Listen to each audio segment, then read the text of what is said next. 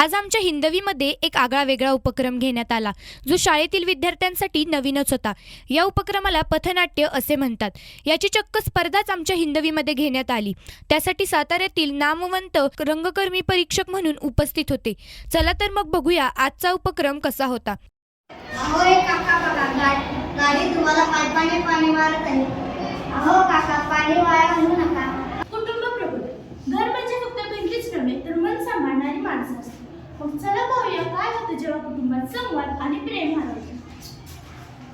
रोहन, ऐक रोहन, मी बघा, दूध देणाऱ्याला आपण काय म्हणतो? दूधवाला। पेपर देणाऱ्याला आपण काय म्हणतो? पेपरवाला। भाजी देणाऱ्याला आपण काय म्हणतो?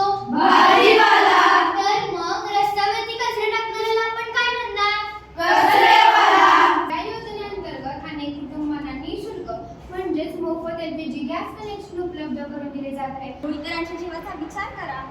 आनंद उत्सव येणं आमचा विरोध नाही, पण हा त्रासदायक आवाज येणं हृदयाचे ठोके वाढत आहेत। आम्ही सर्वांनी या उपक्रमाचा खूप आनंद घेतला। पथनाट्य हे कॉलेजमध्ये गेल्यानंतर इतरांना शिकायला मिळते, मात्र आम्हाला शालेय जीवनातच शिकायला मिळाले। त्याबद्दल आमच्या अमित सरांचे मनपूर्वक धन्यवाद।